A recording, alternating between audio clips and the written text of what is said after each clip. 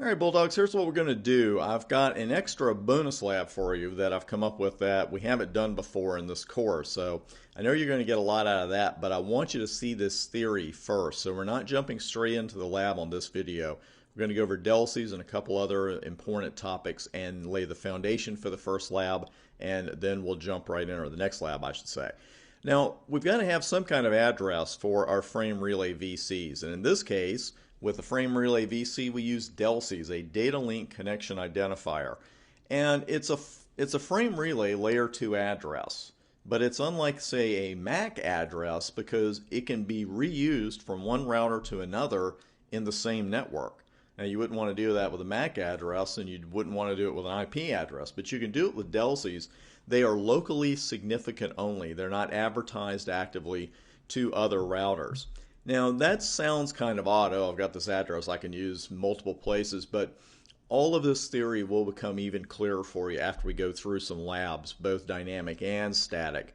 And that's one thing I want to show you here on the board in a moment. But here's a point I want to hit with you right now. You know that I am all for letting the routers and switches do the work dynamically whenever possible, because it saves our time, and usually the dynamic method is much more effective than the static method. And it doesn't matter which layer you're at, that's almost always true. We also know, or do know now, that without the right frame mappings, the rest of our frame relay work is totally useless. That's the core of everything we do. We have to have a DLCI to IP address mapping. If we don't have that, the rest of the frame network is just not going to work. And if you don't have layer 2 working, I guarantee a layer 3 that we're putting on top of it basically is not going to work either. Layer 2 is the foundation for layer 3. We got to get layer 2 right before we can even start with our routing protocols. Now, for those map statements, we have two options. Inverse ARP, which is the protocol that enables dynamic mappings, and static frame map statements, which naturally you and I as the network admins have to write. Now, I'm going to show you the network, and we're going to come back to this too, because I want to keep the discussion rolling here. We're going to use DLCIs 122 and 123 on router 1, DLCI 221 on router 2, and DLCI 321 on router 3.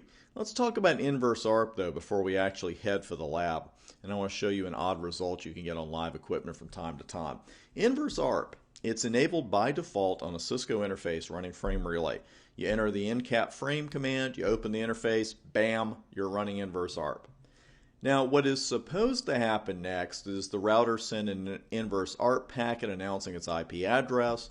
The receiving router gets the packet, creates a DLCI, local DLCI to remote IP address mapping, and the receiving router then puts that in its frame relay mapping table, which we will see live shortly, and then entry will be marked dynamic.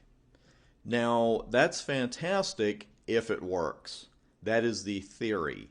Inverse ARP can be quirky, to say the least. It can be tough to work with. It works in some large networks, I know, perfectly fine. But a long time ago, certain network admins, and it's pretty much me included, chose a long time ago, look, when I'm working with frame relay, I'm going to do the map statements statically because I put them in there once and I never have to worry about them again. Nothing against inverse ARP. Again, it's just a very good idea for the exam and the real world for you to be fluent in both of these, if you will. Well, with inverse ARP, you don't really have to know anything except how to open an interface. Really, that's all you're doing. Encap frame, open the interface, you're done. But you really need to learn static map statements and their syntax for the exam and the real world. And we are definitely going to be diving into that very shortly. So I've got a config here, and this is actually what I wanted to show you. And again, we're going to be doing all this live here in a moment, so don't think I'm skipping over anything here because I'm not. But here I opened an interface, line protocol came up, everything worked fine, and then I ran a command called show frame map, short of course for show frame relay mappings. And I got these mappings with an IP address of all zeros. And I got one for actually two of them there. And what happens is this mapping to 0000, it occasionally happens with inverse ARP. These mappings don't really hurt anything unless you've got a proctor who really wants you to get rid of them in the IE lab. So if you want to leave them there, I've seen them on routers before, production routers. They don't really hurt anything. The only way that I personally have ever seen to get rid of them is to disable inverse ARP and then reload the router. Because if you do no frame inverse ARP on an interface, which we'll do live here, actually I'll show you that here. Turn inverse ARP off with the no frame relay inverse ARP command. If you run that command after the mappings with the zeros are in there, they're not going to come out. Again, they don't really hurt anything, and the only way to get rid of them I've ever seen is with disabling it and then reloading the router. Okay? If you decide to turn it back on, it will not surprise you to know the command is frame inverse ARP, and that's it. And there is a little hyphen in there we got to watch. Before we get to this, I'm going to give you my famous DLCI lecture, and some of you who have taken my course before are like, oh no, here he goes. But this is so important because we got to be able to write successful frame map statements. You always map the local DLCI to the remote IP address, because I see them in practice exams, and it wouldn't surprise me if the exam had a question like that. You know, they could show you 7 frame map statements all next to each other on the screen and say, which ones of these are right. And you can eliminate some immediately if you see that it's using a remote router DLCI.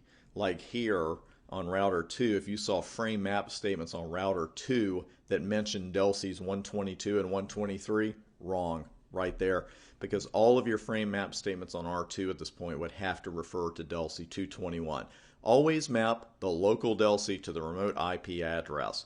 We're going to see some other details here. We're going to use iOS help on the live equipment to take care of that, look at the syntax and some options we might have, but that simple rule is the key to success with the frame relay map command. Now we're going to write some static frame maps, and what we're going to do is head over to the live equipment.